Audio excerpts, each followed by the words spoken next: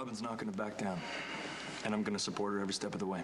Would it be appropriate for me to make a statement? Because I'm more than happy to stand up for her. I may take you up on that. That sounds like a good idea, but it will only open the door for Lisa to bring in other staff members to make statements as well. And a lot of people have seen Robin go off on Lisa. Well, you're the chief trustee. You'll be running the meeting. If you see you're getting too upset, then you can cut it short. I'll look out for Robin in every way possible, but the board knows that we're friends. So I have to be fair to Lisa, and like it or not, there's no proof that Lisa has done anything to Robin. She also has a lucrative practice here. Robin's more on the research side. The board takes a look at all that stuff. Lisa brings in more money for the hospital. Yeah, but Lisa's insane. How's that going to look for the hospital long term? She passed her psych evaluation with flying colors. The board won't deny that either. We also can't appear to conspire to protect Robin in any way. I always get so damn turned around in this hospital. Dr. Patterson's office, is it on this floor? Dr. Patterson's office is down that corridor to the right. Thank you. I've missed this post-op checkup twice, and I don't want to screw it up a third time. Well, you better not. You're in pretty bad shape after you got shot. Yeah. Listen, I wanted to say something to you before this, but thank you for not turning me in for trying to influence you during Sonny's murder trial. Don't worry about it. The jury turned out to be completely irrelevant anyway. Yeah. Well, I was out of line, though. I could have gotten you into a lot of trouble. Yeah, well, you push too much because you care so much.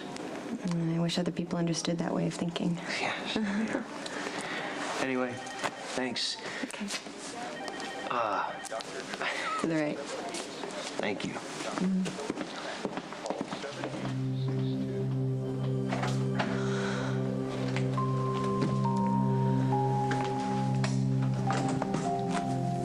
Brad Norman is a completely unbiased witness, okay? He has no reason to lie. He likes didn't Dante. tell you anything? No, nothing except that Dante was in Brenda's suite every night for a week. Yeah, but he's got no proof, just like No, you. but Dante didn't deny it. Maybe the question was so ridiculous he didn't answer it. Oh, you do that. Dante doesn't. You can just tell these things. Those were Brad's exact Carly, words. Maybe. But you have no proof, and without proof, you have nothing. Just leave it alone. Good. Yeah, look, if you want to talk about Brenda's security detail, that's fine, but otherwise I got things to do. Brenda's security detail will be adversely affected if her bodyguard can't maintain a professional detachment. Well, I'm not a bodyguard, for one thing. I'm a cop. Jasper Jacks requested that I guard Brenda, and the department complied. And is Mr. Jacks aware of your emotional bond with Brenda? You are reading way too much into this situation.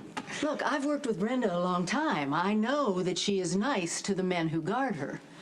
But from what I just saw over at Jason's, what you two said and didn't say to each other, I think you're more than just a cop doing guard duty. You know, I see that you fancy yourself as a perceptive person, but you couldn't be more far off in this case. You've put your life on the line for her more than once. So was Jason a bunch of times. Was he part of this too? Brenda and Jason don't hate each other as much as they think. But when she was deathly ill in Africa, it wasn't Jason she was calling out for. It was you. What do you want to hear from me? That I had a crush on her? Back, of course I did. Every cop who was working for her did. She's beautiful. But I didn't think, A, that she remembered me, or B, that she would have any feelings for me of any kind. So that's a story you're sticking with. Yeah, even I know that a supermodel has zero interest in a cop who opens doors for her.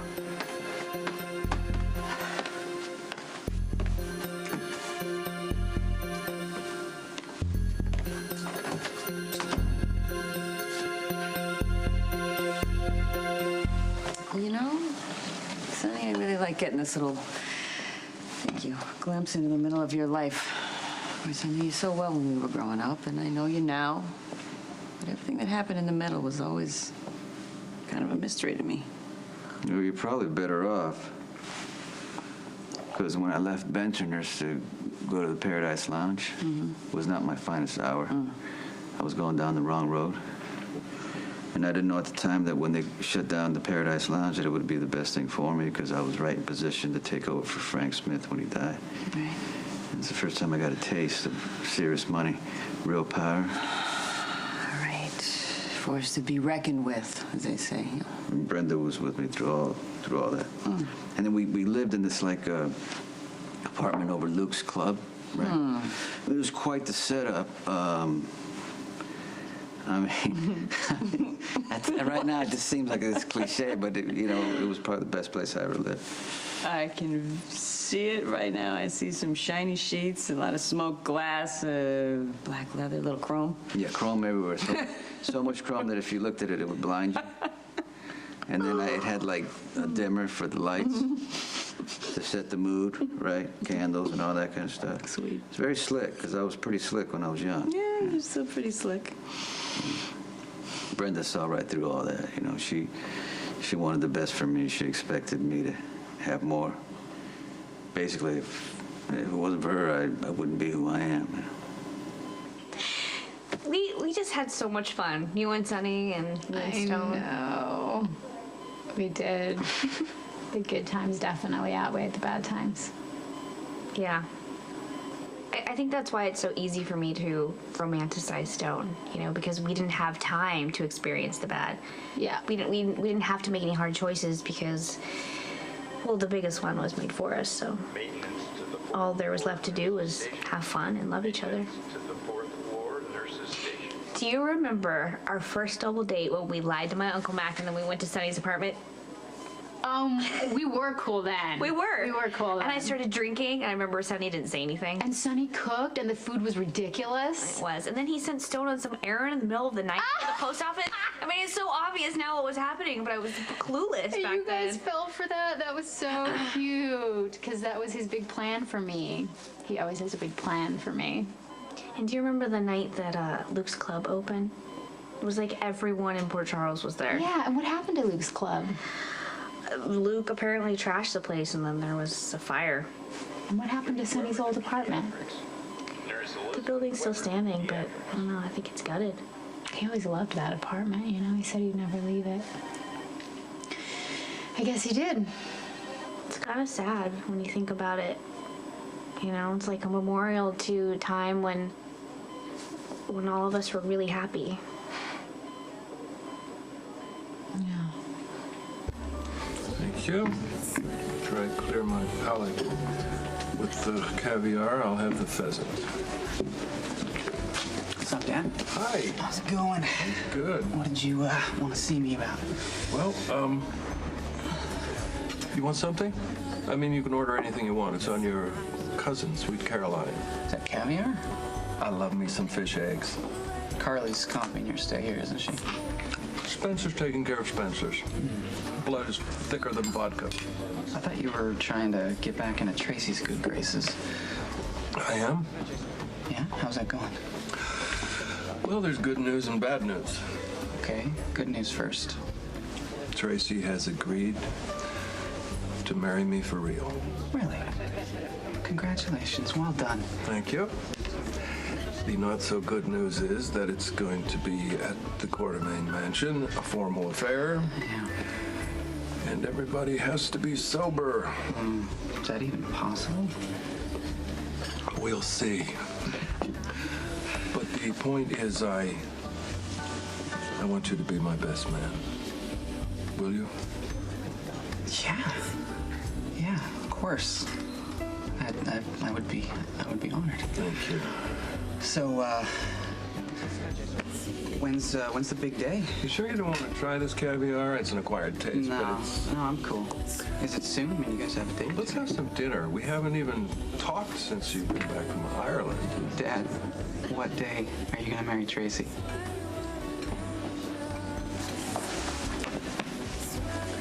December 21st. You're gonna marry Tracy on Mom's birthday?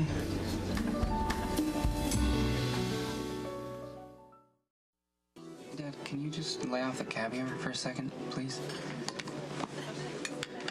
Whose idea was December 21? Look. I mean, what were you thinking?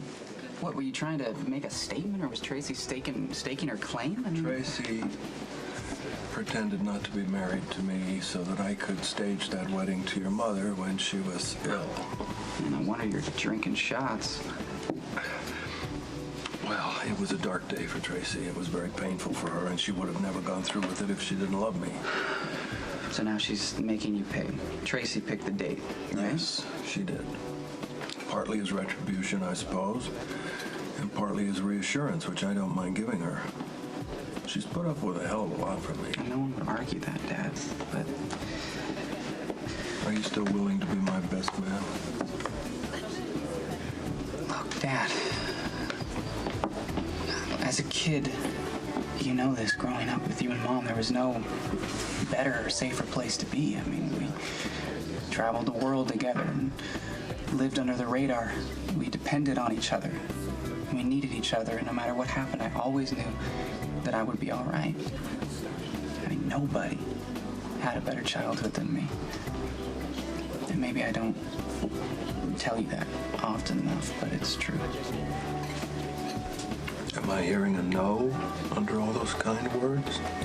You and Mom are my parents. And I'll always be sorry that you didn't make it.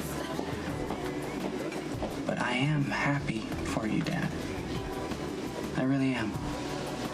And I think it's great that you found love and a new life with Tracy.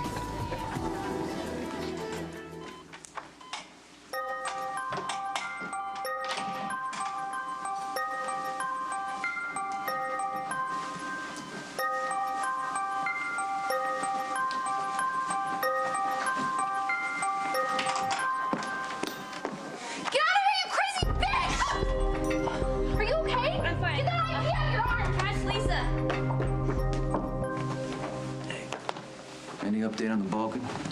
Spinelli's still looking for information. This whole thing is going way too slow. How's Brenda? She's, all over the map. She's complaining about everything. I won't let her go jogging in the park. Imagine that.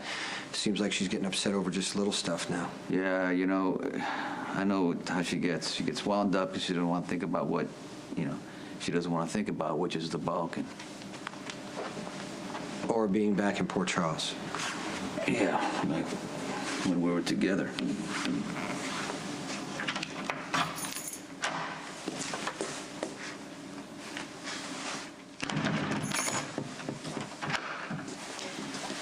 I don't really have anything to say to you right now. I'd like to know about your connection with Dante Falconeri. I know you met him in 2007 when he was guarding you. A fact that neither of you saw fit to tell anyone, which in itself speaks volumes. Does anyone in this town know the definition of personal boundaries? I don't want to be questioned about Dante because it's absurd. Sonny is Dante's father. What does that have to do with anything?